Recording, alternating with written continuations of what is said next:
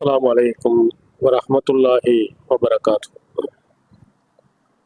அளவற்ற அருளாளனும் நிகரில்லா பேரான்புடையனுமாகிய எல்லாமல்ல அல்லாஹு ஒருவனுக்கே புகழ் அனைத்தும் குறித்து, எல்லாமல்ல அல்லாஹுவின் நல்லடியார்களே, எல்லாமல்ல அல்லாஹு தாலா இந்த பிரம்மாண்டமான பேருலகை படைத்து அதில் மனிதனையும் உருவாக்கி அவனுக்கு ஏராளமான வசதி வாய்ப்புகளையும் அல்லாஹ் ஏற்படுத்தி கொடுத்திருக்கிறார்.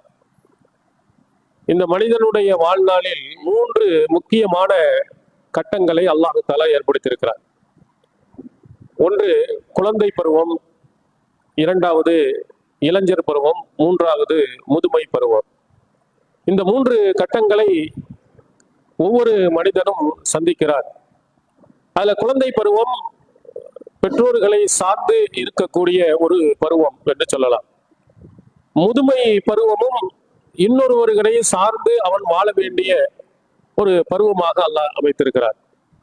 இந்த நடுவில் இருக்கக்கூடிய இந்த இளைஞர் பருவம் இருக்கிறதே, இதுதான் மிக சிறந்த ஒரு மனிதன் வாழ்நாளில் தன்னுடைய தேவைகளை, தன்னுடைய நோக்கங்களை நிறைவேற்றுவதற்கு பயன்படுத்துவதற்குரிய ஒரு அழகான, ஒரு அற்புதமான ஒரு பருவம் இந்த இளைஞர் பருவம். தமிழிலே இதை அழகாக சொல்வார்கள், ஓடும் பாம்பை மிதிக்கும் வயது என்று சொல்வார்கள். கல்லையும் சாப்பிட்டாலும் சிரிக்கும் வயது அப்படின்னு சொல்லுவாங்க. பாம்பு என்றால் படையும் நடுங்கக்கூடிய ஒரு மிக கொடூரமான ஒரு பாம்பை கூட இந்த இளைஞர் பருவத்தில் இருப்பவன் காலால் மிதித்து அதை சாகடிப்பான். அதே மாதிரி அவனுடைய இளமை பருவத்தில் கண்ட கடியர் எல்லாத்தையும் சாப்பிடுவான். அவன் உடல் எல்லாத்தையும் செரிமானம் ஏற்படும். ஆனா சின்ன குழந்தையாக இருந்தால் அதை கொடுக்கக்கூடாது, இதை கொடுக்கக்கூடாது. வயது முதிர்ந்து விட்டால் இது ஒத்துக்கொள்ளாது, அது ஒத்துக்கொள்ளாது. ஆனா இந்த இளைஞர் பருவத்தில் நீங்கள் பாருங்கள், அவன் எல்லாத்தையும் சாப்பிடுவானா, உடல் ஒன்றும் செய்ய, நல்ல ஆரோக்கியமாக அவனுடைய உடல் இருக்கும். தைரியம் அவனுடைய உள்ளத்தில் நிறைந்திருக்கும். யாருக்கும் எவனுக்கும் பயப்பட மாட்டான். வயது முதிர்ந்து விட்டால் அது அப்படி ஆகிவிடுமோ, இது இப்படி ஆகிவிடுமோ என்று தன்னுடைய அனுபவத்தில் உள்ளதை எல்லாம் நினைத்து நினைத்து ஒரு சில விஷயங்களை செய்வதற்கு முதியவர்கள் பயப்படுவார்கள். ஆனால் இளைஞர் பருவம் அந்த பயமே இருக்காது. நபிகளார் அவர்கள் அழகாக சொன்னார்கள், நிஅமத்தானி மக்மூனுன் ஃபீஹிமா கஸீரும் மினன் நாஸ். புகாரியிடம் இருந்த செய்தியில் 2 அருள் கொடைகளை சரியாக பயன்படுத்தாமல் மக்கள் இழப்புக்கு உள்ளாகிறார்கள். ஒன்று அஸ்ஸிஹத்து, ஒன்று ஆரோக்கியம், 2 அல் ஃபராக், ஓய்வு. நல்ல ஆரோக்கியமாக இருக்கக்கூடிய நேரத்தில் செய்ய வேண்டியவைகளை எல்லாம் செய்ய முடியாமல் வயது முதிர்ந்தறதுக்கு பிறகு நான் அதை செய்ய வேண்டும், இதை செய்ய வேண்டும் ஆசைப்படுகிறான். ஒன்றும் செய்ய முடியாமல் போய்விடும், உடல் ஒத்துக்கொள்ளாது. இன்னொன்று ஓய்வு நிறைய அல்லாஹ் சில நேரங்களில் நமக்கு அதிகமாக தருவான். அதையெல்லாம் பயன்படுத்துவதில்லை. ஒரு இடங்களில் போய் முழுக்க முழுக்க வேலைக்கு என்று இறங்கிய போது அதை செய்ய வேண்டும், இதை செய்ய வேண்டும் என்று ஆசைப்படுவோம். ஓய்வு நமக்கு கிடைக்க. இந்த ஆரோக்கியமும் இந்த ஓய்வும் இந்த இளைஞனுக்கு நிச்சயமாக அல்லாஹ் கொடுத்திருக்கிறார். ஆரோக்கியம் இயற்கையில் நன்றாக இருக்கிறது. ஓய்வு, ஏன்னா இந்த இளைஞனை பார்ப்பது அவருடைய பெற்றோர்கள். இவனுக்கு பெரிய எந்த சுமைகளும் பெரிதாக இருக்க போவதில்லை. அதனால எல்லா விதமான வசதி வாய்ப்புகள் அனைத்தையும் கொண்டவன் தான் இந்த இளைஞன்.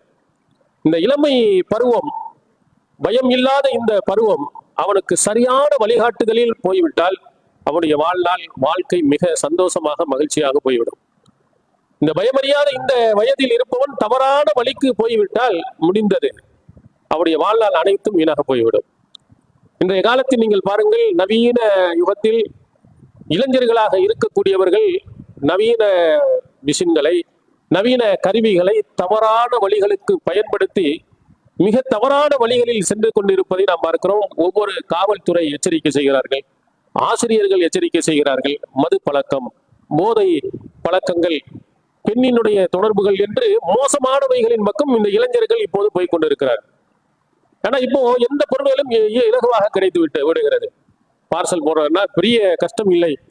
தெரியாமல் வாங்க வேண்டும் என்றால் அதற்கும் கஷ்டம் இல்லை. தொலைபேசியின் மூலமாக எந்த நேரத்தில் எப்போது வாங்கிக் கொள்ளலாம், யாருக்கு தெரியாமல் எப்பொழுது வாங்கலாம், எல்லாத்தையும் வைத்துக்கொண்டு தவறான வழிகளுக்கு இந்த இளைஞர்கள் இப்போது போகிறார்கள். 5வது 6வது வகுப்பு படிக்கக்கூடியவன் கூட போதை பழக்கத்தில் திளைக்கிறான்.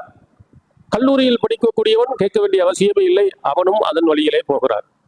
அப்ப இந்த இளைஞர் பருவத்தில் அவனை சரியான வழிகாட்டுதலில் கொண்டு போய் நாம் சேர்க்கவில்லை என்று சொன்னால் அவருடைய வாழ்நாளே நாசமாக போய்விடும். அது பெற்றோர்களுக்கு மிக முக்கியமாக கவனிக்க வேண்டிய ஒரு பொறுப்புகளில் ஒன்றாக ஆகிவிடும். அப்ப நம்முடைய இளைஞர் பருவத்தில் அவனுடைய செயல்பாடுகள் எப்படி இருக்கு, எந்த பக்கம் போறான், எதை பயன்படுத்துகிறான் என்பதை கவனிப்பதோடு அவனை நல்வழியின் பக்கம் கொண்டு போய் சேர்க்கணும். நல்ல வழிகளின் பக்கம் ஈடுபட செய்ய வேண்டும். நல்வழியின் பக்கம் உள்ளே போகின்ற பொழுது நிச்சயமாக அவன் தவறான வழியின் பக்கம் செல்ல மாட்டான். அதுல முக்கியமாக இஸ்லாமிய சமுதாயம் செய்ய வேண்டிய மிக முக்கியமான பணிகள், பயம் இல்லாமல் சொல்ல வேண்டிய பணிகள், தைரியமாக செய்ய வேண்டிய பணிகள் நிறைய உண்டு. அந்த பணிகளுக்கெல்லாம் நம்முடைய இளைஞரை பயன்படுத்த வேண்டிய கட்டாயம் நமக்கு இருக்கிறது. அவனை நல்வழிப்படுத்த வேண்டியதும் இருக்கிறது. திருக்குறானை நீங்கள் புரட்டி பாருங்கள். இளைஞர் சமுதாயத்தினர்கள் எப்படி நடந்திருக்கிறார்கள். ஒரு சமுதாயம் இணை வைப்பில் சிறுக்கிலே ஒட்டுமொத்த சமுதாயமே இருக்கும்போது ஒரு சில இளைஞர்கள் தைரியமாக உறுதியாக அந்த இணை வைப்பை சிறுக்கை கடுமையாக எதிர்த்திருக்கிறார்கள். அல்லாஹ் திருக்குறான்ல எவ்வளவோ விஷயங்களை சொல்கிறான். அவனுடைய அன்பையும் அருளையும் எத்தனை இடங்களில் சொல்கிறான். ஆனால் ஒரு இடத்தில் சொல்லும் போது ஷிர்க் என்ற இணை வைப்பு என்ற காரியம் உனக்கு வந்துவிட்டால் மறுமை நாளில் உனக்கு மன்னிப்பே இல்லை. இன்னல்லாஹ லா யக்ஃபிரு ஐ யுஷ்ரக பிஹி வ யக்ஃபிரு மா தூன தாலிக லிமன் யஷா. தனக்கு இணை வைப்பதை அல்லாஹ் ஒருபோதும் மன்னிக்க மாட்டார். அதுக்கு கீழ் நிலையில் உள்ளதை தான் நாடியவர்களுக்கு மன்னிப்பார். அது இல்லாத எந்த பாவமா இருந்தாலும் அல்லாஹ் மறுமை நாள்ல நமக்கு மன்னிக்க இருக்கிறார். ஆனா ஷிர்க் மட்டும் மன்னிக்க மாட்டார்.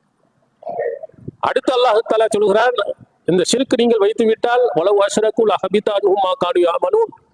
இணை வைத்து விட்டால் அவருடைய அமல்கள் அனைத்தும் அழிந்து போய்விடும். அடுத்ததாக அல்லாஹ் தஆலா வமையஷ்ருக்கு பில்லாஹ் ஃபகத் ஹர்ரமல்லாஹு அலைஹில் ஜன்னah. யாராவது இணை வைத்து விட்டால் அவனுக்கு சொர்க்கம் ஹராம். இது மிக பயங்கரமாக எச்சரிக்கப்பட்டது. இது போன்ற ஒரு எச்சரிக்கை வேற எதுக்குமே இல்லை. எல்லா நபிமார்களுக்கும் இதுதான் கடுமையாக எச்சரிக்கப்பட்டது. அல்லாஹ் சொல்லுகிறான், நபியை பார்த்து வலக்கது ஊஹிய இலைக்க வ இலல்லதீன மின் கப்லிக் லஇன் அஷ்ரக்த லயஹ்பத்தன்ன அமலுக வல தகூனன்ன மினல் காசிரீன். நபியே, உமக்கு முன்னால் இருந்த எல்லா நபிமார்களுக்கும் நாம் வகை அறிவித்தோம், நீங்கள் இணை வைத்து விட்டால் உங்கள் அமலும் அழிந்துவிடும், நீங்களும் நஷ்டவாளியாக போய்விடுவீர்கள். நபியை உனக்கும் சொல்றேன், உமக்கு முன்னால் வாழ்ந்த எல்லா நபிமாருக்கும் ஏத்தான் சொன்னேன். யார் அல்லாஹ் சொல்லுகிறார், எல்லா நபிமார்களுக்கும் சொன்ன. எவ்வளவு கடுமையாக எச்சரிக்கப்படும் என்று முஸ்லிம்களிடத்தில் சர்வசாதாரணமாக இருக்கிறது. எல்லா பெரும்பான்மையான முஸ்லிம்கள் அத்தனையிலும் தர்காக்கள் இருக்கிறது, தர்கா வழிபாடுகள் இருக்கிறது. இணை வைப்பு காரியங்கள் சர்வசாதாரணமாக நடக்கிறது. இதை தட்டி கேட்க வேண்டிய பொறுப்பு இளைஞர்களுக்கு இல்லையா? இளைஞர்களாக இருந்தவர்கள், முதியவர்கள், ஏன்னா உனக்கு வம்பு, அங்க போனா ஏதாவது பிரச்சனை பண்ணுவா, அதை சொல்லுவா, இதை சொல்லுவா என்று அமைதிப்படுத்தலாம். பயமறியாத இந்த வயதிலே இளைஞனாக இருக்கக்கூடியவன் நாம் செய்ய வேண்டிய மிக முக்கியமான ஒன்று, நம்முடைய சமுதாய மக்கள், நம்முடைய சொந்த பந்தங்கள் ஷிர்கில் போய் வீழ்ந்து விடக்கூடாது, ஏகத்துவ கொள்கையில் வரணும். அவங்க நல்லறங்கள் அழிந்து விடக்கூடாது, அவர்கள் சொர்க்கத்துக்கு போகணும்னு ஒரு எண்ணம் இளைஞர்களுக்கு வந்து அதன் பக்கம் தன்னுடைய அந்த ஆழமான வலிமையை அவர்கள் எடுத்து காட்டியிருக்க வேண்டும். அதையெல்லாம் எடுத்து செய்திருந்தார்களே ஆனால் இந்த போதை வஸ்தியின் பக்கம் அவன் போக மாட்டான், இந்த பக்கம் வந்திருப்பான். அல்லாஹ் சொல்லுகிறான் பாருங்க, முந்தைய காலத்தில் இருந்த ஊரே ஒட்டுமொத்தமே ஷிர்கில் இருந்தார்கள். அவர்களை பற்றி சூரத்துல் கஹஃப், குகைவாசிகள் என்று அல்லாஹ் சொல்லுகிறானே, இன்னஹும் ஃபித்யத்துன் ஆமனூ பி ரப்பிஹிம் வஸித்னாஹும் ஹுதா. அவர்கள் ஒரு இளைஞர்கள், சில இளைஞர்கள், அவர்கள் தன்னுடைய இறைவனை நம்பிக்கை கொண்டார்கள், ஈமான் கொண்டவர்கள். அவருடைய ஈமானை இன்னும் அல்லாஹ் தஆலா அதிகப்படுத்தினார், அல்லாஹ் உறுதிப்படுத்தினார். வரபத்னா அலா குலூபிஹிம், அவங்களுடைய உள்ளங்களை அல்லாஹ் வலிமைப்படுத்துகிறார். எப்போது? இது காமு ஃபகாலு, அவர்கள் சொல்கிறார்கள், காமு மக்களிடத்திலே நின்று, அந்த ஷிர்க் வைத்த அந்த மக்களிடத்திலே நின்று சொல்கிறார்கள், ரப்புனா ரப்புஸ் ஸமாவாத்தி வல் அர்த் வனன் நதுஅ மின் தூனிஹி இலாஹன் லகத் குல்னா இதன் ஷததா. எங்களுடைய இறைவன் வானங்கள் மற்றும் பூமியினுடைய இறைவன் யாரோ அவன்தான் எங்களுடைய இறைவன். அவனுக்கு நிகராக அவனுக்கு இணையாக வேறு கடவுளை நாங்கள் அழைக்கவே மாட்டோம். அப்படி நாங்கள் சொன்னால் அநியாயக்காரர்களாக ஆகிவிடுவோம் என்று இது காமு அந்த மக்களிடத்தில் நின்று சொன்னார்கள். எல்லா மக்களிடத்திலையும் என்று சொல்கிறார்கள், நீங்கள் செய்வது தவறு, நம்முடைய இறைவன் ஒரே இறைவன், அவனுக்கு இணை வைக்கவே கூடாது, இணையாக எந்த கடவுளையும் ஒருபோதும் நாங்கள் அழைக்க மாட்டோம் என்று கடுமையான முறையில் அந்த மக்களிடத்தில் எடுத்து சொன்னார்கள். ஆனால் அவர்கள் ஏற்கவில்லை. இவர்களுக்கு தொந்தரவுக்கு மேல் தொந்தரவு. அவருடைய வணக்க வழிபாடுகள் ஓரிரை கொள்கையின் பக்கம் அவர்கள் செய்ய முடியாத ஒரு சூழ்நிலையை உள்ளாக்கினார்கள். அதன் காரணத்தினால் அவர்கள் குகைக்கு போனார்கள். பல வருட காலங்கள் அல்லாஹ் தஆலா அவர்களை உறங்கச் செய்தான் என்று குர்ஆனில் சொல்கிறார். நபிகளார் எப்படி மதீனாவுக்கு மக்காவில் இருந்து ஹிஜ்ரத் செய்து போனார்களோ, ஒரு சிலர்கள் அபிசீனியாவுக்கு எப்படி போனார்களோ, அதுபோன்று அவர்கள் அவங்களுடைய அந்த பகுதியில் ஏகத்துவ கொள்கையின்படி அவர்களால் நடக்க முடியவில்லை. எனவே அங்கிருந்து என்ன செய்கிறார்கள், அங்கே போகிறார்கள். ஒரு இளைஞர், ஒரு சில இளைஞர்கள், அந்த இளைஞர்கள் அந்த மக்களிடத்தில் அவ்வளவு தைரியமாக சொன்னார்கள், அதை செய்ய வேண்டிய பொறுப்பு இளைஞர்களுக்கு உண்டு. நாம் யாருக்கும் பயப்பட வேண்டிய இல்லை. முக்கியமாக சில அமல்கள், சில விஷயங்கள் ஆர்வம் குறைகிறார் என்றால் கூட நீங்கள் விட்டு இருக்கலாம். ஆனா ஷிர்கிலே போய் இந்த சமுதாயமே வீழ்ந்து கிடக்கிறது என்று சொன்னால், தர்காவிலே போய் வீழ்ந்து கிடக்கிறது என்று சொன்னால், இந்த ரபியுல் அவ்வல் மாதம் வந்து விட்டது என்று சொன்னால் மௌலுதுகளை ஓதி ஷிர்கான வரிகளை படிக்கிறார்கள் என்றால் அவங்களுடைய நிலைமை என்ன? அல்லாஹ்வின் பார்வையில் அவர்கள் யார்? அவருடைய அமல்கள் என்னவாகும்? யோசித்து பார்க்க வேண்டும். இளைஞர்கள் தான் புரிவார்கள், இளைஞர்கள் தான் சரியாக விளங்குவார்கள். வயது முதிர்ந்தவர்கள்ல பெரும்பான்மையான மக்கள் பிடிவாதம் பிடித்தவர்கள், அது பழையலையே தான் கிடப்பாங்க. முன்னாளுடைய முன்னோர்கள், மூதாதையர்கள் என்ற அந்த இது உள்ள போய் நல்லா ஒட்டி கொள்ளும். அதுல இருந்து வெளியே எடுக்கிறது பெரிய கஷ்டம். அதான் அல்லாஹ் தூதர் அவர்கள் ஃபர்ஸ்ட் அந்த மக்களுக்கு சொல்லும் போது, நீ உலகணும் புரியணும் அப்படின்னு சொன்னா வத்துருக்கும் மாயக்கூல் ஆபாவுக்கும், உங்கள் முன்னோர்கள் சொன்னதை விட்டு விடுங்கள் என்று சொன்னார்கள். முன்னோர்கள் சொன்னா, மூதாதையர் சொன்னா உள்ள போய் சேர்த்து வச்சிருக்கேன், அதில் தூக்கி எரிஞ்சு நிதானமா சிந்தி. அப்போ நிதானமாக சிந்தித்து சரியாக புரியும் ஒரு ஆற்றலை, பயமில்லாத ஒரு ஆற்றலை இளைஞருக்கு அல்லாஹ் கொடுத்திருக்கிறார். அந்த இளைஞன் தன்னுடைய வாழ்நாள்ல இந்த மாதிரி நல்ல பணிகளுக்கு தன்னுடைய சக்திகளை, தன்னுடைய ஆற்றல்களை நிச்சயமாக பயன்படுத்த வேண்டும்.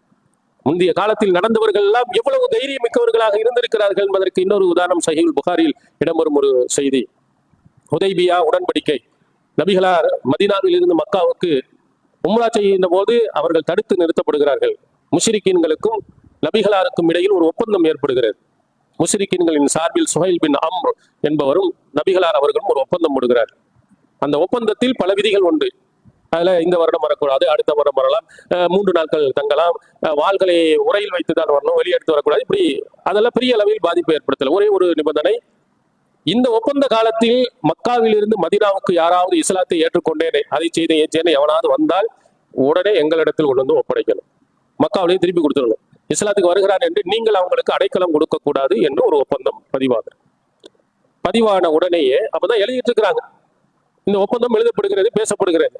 உடனே அபூ ஜந்தல் ரலியல்லாஹு அன்ஹு அங்கே வருகிறார். எப்படி வருகிறார்னா, விலங்குகள் உடைக்கப்பட்டு தட்டு தடுமாறி வருகிறார். அவரை பார்த்த உடனே சுஹைல் பின் அம்ர் சொல்கிறார், ஒப்பந்தத்தின் அடிப்படையில் அவர் இஸ்லாத்து வர்றார். அம்மாவுடைய அந்த வீட்டில் அடைத்து வைக்கப்பட்டு கடுமையா வேதனை செய்யப்பட்டு அவர் என்ன செய்கிறாரு, வருகிறார். ஒப்பந்தத்தின் அடிப்படையில் அவரை நீங்கள் திரும்பி எனக்கு ஒப்படைக்கணும்.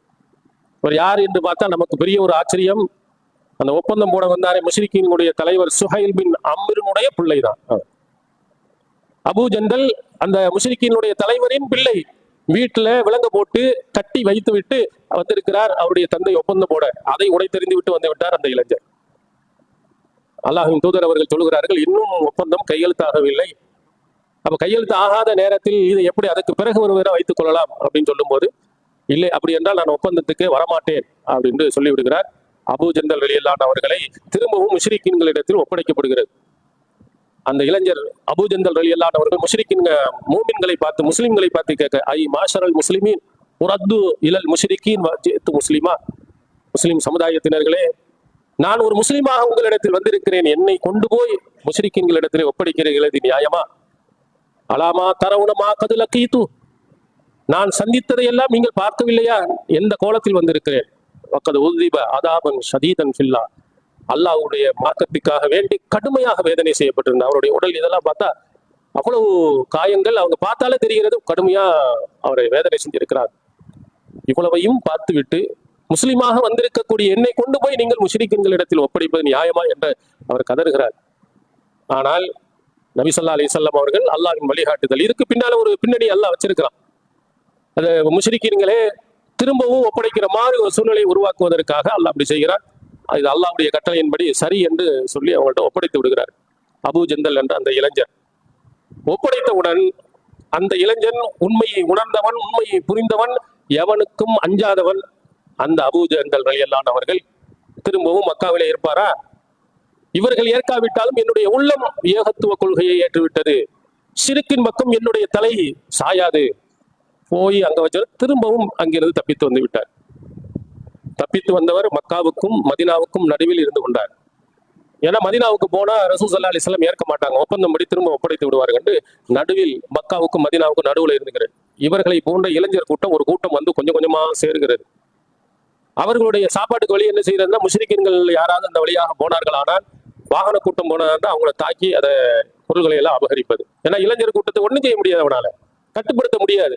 எல்லா போற அந்த பக்கம் எந்த விதமான பயண கூட்டமும் போக முடியாமல் முஷ்ரிக்கீன்கள் திணறி நபிகளார் இடத்திலே வந்து சொல்லுகிறார்கள், தயவு செய்து இந்தவர்களை நீங்க அங்கேயே வைத்துக் கொள்ளுங்க, மதீனாவிலேயே வைத்துக் கொள்ளுங்கள் என்று அவர்களே ஒப்பந்தத்தை முறிக்க வைத்தார். இது புகாரியில் விரிவாக எழுதப்பட்டிருக்கு. இளைஞர்களை பாருங்கள், எப்படி ரசூலுல்லாஹி அலைஹி வஸல்லம் அவர்களுடைய காலத்தில் இருந்த இளைஞர்கள் ஏகத்துவ கொள்கையில் உறுதியுள்ளவர்களாக, அந்த பணிகளில் ஈடுபடக்கூடியவர்களாக நபிகளார் காலத்திலேயும் அதற்கு முன்னால் வாழ்ந்த காலத்திலேயும் இருந்திருக்கிறார். அது மாதிரி இளைஞர்கள் இது போன்ற கொள்கை உறுதியுடன் உருவாக்கப்பட வேண்டும். இறை இல்லங்களில் இளைஞர்கள் நிறைந்திருக்க வேண்டும். பள்ளியுடன் அவர்கள் தொடர்புள்ளவர்களாக இருக்க வேண்டும். அல்லாஹ்வுடைய ஆலயத்துடன் தொடர்புள்ளவர்களாக இளைஞர்கள் நிறைந்து வழிபார்களானால் நிச்சயமாக இந்த சமுதாயத்துக்கு மிகப்பெரிய ஒரு வெற்றி. அந்த இளைஞர்களுக்கு மிகப்பெரிய ஒரு நல்வழிகாட்டி. மறுமை நாளையில் அல்லாஹ் தஆலா சூரியன் நமக்கு பக்கத்துல வந்திருக்கின்ற பொழுது தன்னுடைய நிழலை கொடுக்கிறானே, அரிசி நிழலை கொடுத்து காப்பாற்றுகிறான். அதுல யார் தெரியுமா? ஷாபுன் நஷா ஃபி இபாதத்தி ரப்பி. ஒரு மனிதன் தன்னுடைய இளமை பருவத்தில் இபாதத்தில் வணக்க வழிபாடில் ஈடுபட்டவர். வயசான காலத்துல வந்துட்டு பள்ளியாசல்ல வருவன் இல்லை. இளமை பருவத்துல கண்ட கடியதெல்லாம் இருக்கும், எல்லா பொருள்களும் வரும். அப்போ கூட அதை துடை தெரிந்து விட்டு மார்க்கத்துக்காக அல்லாஹ்வுக்காக இபாதத் செய்தவர் இவன். இந்த இளைஞனுக்கு அல்லாஹ் தன்னுடைய நிழலை கொடுத்து காப்பாற்றுகிறார். நபிகளாருடைய காலத்தில் இளைஞர் சமுதாயத்தினர்கள் அப்படி இருந்தார். உதாரணத்துக்கு இப்னு உமர் ரலியல்லாஹு அவர்கள் அவர் சொல்கிறாரு, அன குலாமுன் ஹதீசு சின் பைத்தி அல் மஸ்ஜித் கபுல அன் உன்கிஹ். புகாரியில் இடம்பெறும் இந்த செய்தி. இப்னு உமர் அவர்கள் சொல்கிறார்கள், நான் சிறு வயதுள்ள இளைஞராக நான் இருக்கிறேன். என்னுடைய வீடு பள்ளியாசலாகத்தான் இருந்தது திருமணம் முடிப்பதற்கு முன்பு வரை. திருமணம் முடிக்கிறதுக்கு முன்பு வரையிலும் என்னுடைய வீடாகவே நான் எதை வைத்திருந்தேன்னா இந்த பள்ளியாசல் தான். வெளியில போ, அங்க போ, இங்க போ சுத்திக்கிட்டு இருக்கல. கல்யாணம் முடித்தவுடன் கணவன் மனைவி என்ற உறவு வருகின்ற பொழுதுதான் வீட்டுக்கு போனார்கள். அதுவரையிலையும் அந்த இளைஞராக இருந்தவர்கள் இறை இல்லத்துடனேயே சேர்ந்திருந்தார். அப்ப அந்த மாதிரி இளைஞர்கள் நம்முடைய பிள்ளை வீட்டில் இல்லை என்று சொன்னால் எங்க இருப்பான், பள்ளியாசல்ல இருப்பான் அப்படின்னு சொல்லும் அளவுக்கு நம்முடைய இளைஞர்கள் உருவாக்கப்படாது. பாங்கு சொல்லிவிட்டார்கள் என்று சொன்னால் இளைஞர்கள் முதலில் வந்து இருக்கணும். வயசான ஆட்கள் வந்து நிற்கக்கூடாது. அவங்க நிக்கல அதனால வரக்கூடாதுன்னு அர்த்தம் அல்ல. முதலில் அந்த இளைஞன் வந்து ஃபர்ஸ்ட்ல இருக்கணும். அந்த இளைஞர்களுடைய சேவைகள் நம்முடைய பள்ளியை தூய்மைப்படுத்ததா இருக்கட்டும், அதுக்கு வேலை செய்யட்டும், முதலில் இந்த இளைஞர் படைகள் வரணும். நபிகளாருடைய காலத்தில் அந்த இளைஞர்களாக இருந்தவர்கள் எல்லாம் இது போன்ற பணிகள், மார்க்க பணிகள் எல்லாத்திலையும் ஃபர்ஸ்ட். இப்போ மார்க்கத்தை படிக்கணும், மார்க்கத்தை தெரியணும் அப்படின்னு சொன்னா இளைஞர் கூட்டத்தினர்கள் முதலில் நபிகளாருடைய காலத்தில். மாலிக் இப்னு ஹுவைரிஸ் ரலியல்லாஹு அவர்கள் சொல்கிறார்கள், புகாரியில் இடம்பெறும் செய்தியில், நஹ்னு ஷபபத்துன் முத்தகாரிபூன், நாங்கள் ஒரே ஒத்த வயதுடைய இளைஞர்களாக இருந்தோம். அக்மம்னா இந்தஹு இஸ்ரீன யௌமா, நபிகளாரிடத்தில் போய், வெளியூர்ல இருந்து வர்றார்கள், நபிகளாரிடத்தில் போய் 20 நாட்கள் நாங்கள் தங்கி இருந்தோம். சாப்பிட்றதுக்கு இல்லை, மார்க்கத்தை படிப்பதற்கு. மார்க்கத்தை படித்து 20 நாள் கழித்ததற்கு பிறகு நபிகளார் அவர்களை கூப்பிட்டு சொன்னாங்க, இர்ஜூ இலா அஹ்லீக்கும், உங்கள் குடும்பத்தினரிடத்தில் நீங்கள் திரும்பி செல்லுங்கள். முருகும், நான் எதையெல்லாம் செய்ய வேண்டும் உங்களுக்கு கட்டளையிட்டனோ அதையெல்லாம் செய்யுமாறு அவங்களுக்கு கட்டளையிடுங்கள். வல்லிமூஹும், அவர்களுக்கு கற்றுக் கொடுங்கள். இங்க படிச்சதையெல்லாம் உன் குடும்பத்துக்கும் போய் நீ கற்றுக் கொடு. இளைஞரை பார்த்து சொன்னார். அந்த இளைஞரின் மாலிக் இப்னு ஹுவைரிஸ் ரலியல்லாஹு அன்ஹுடைய செய்தியில் ஒரு செய்திதான் தொழுகையின் மிக முக்கியமான அடிப்படைகள் ஒன்று. சல்லு கமார் ஐத்துமூனி உசல்லி, என்னை எவ்வாறு தொழக்கண்டீர்களோ அவ்வாறு தொழுங்கள். நபிகளார் சொன்னதை அவர்கள் தான் அறிவித்திருக்கிறார். எவ்வளவு நாட்கள், 20, 1, 2, 20 நாட்கள் மார்க்கத்தை படிப்பதற்காக இளைஞர் கூட்டம் வருகிறது. இப்ப என்னன்னா, கிரிக்கெட் ஓடுகிறார். கிரிக்கெட் எங்கேயாவது நடந்தது என்று சொன்னால் டிவிக்கு முன்னால் உட்கார்ந்து கொண்டு இருக்கிறார். சினிமா நடிகர்களுக்கு பின்னால் ஓடுகிறார். பாலாபிஷேகம் செய்ய போகிறார். முதல் டிக்கெட்டை வாங்கணும்னு பார்க்கிறார். அந்த நடிகருடைய பெயரை தனக்கு முன்னால் போடுவதை ஆசைப்படுகிறார். இதெல்லாம் இளைஞரை குட்டியச்சவராக்குவது, இளைஞனுடைய வாழ்வை வீணாக்கக்கூடிய காரியத்தில் போகிறான். அவனை அனைவர்களையும் ஒன்றிணைத்து இந்த இறை இல்லத்துடன் உள்ளே நுழைந்து வரக்கூடியவர்களாக இருக்கணும். நபிகளார் ஸல்லல்லாஹு அலைஹி வஸல்லம் உடைய காலத்தில் நடந்த இன்னொரு செய்தி சஹீஹ் முஸ்லிமில் பதிவு செய்யப்பட்டிருக்கிறது.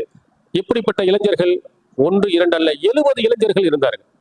ஒரு கூட்டத்தினர்கள் வந்து கேட்கிறார்கள், இபாஸ் மஅனா ரிஜாலன் யுஅல்லிமூனனா அல் குர்ஆன வ சுன்னா, எங்களுக்கு குர்ஆனையும் சுன்னாவையும் நபி வழியையும் கற்றுத்தரக்கூடிய சில ஆட்களை எங்களுக்கு நீங்கள் அனுப்புங்கள் அப்படின்னு வந்து கேட்கிறாங்க. அப்ப ரசூல் ஸல்லல்லாஹு அலைஹி வஸல்லம் அவர்கள் 70 இளைஞர்கள் அன்சாரிகளை அனுப்பினார்கள். அவர்களுக்கு குர்ஆ காரிகள், குர்ஆனை அழகா படிக்கக்கூடியவர்கள்.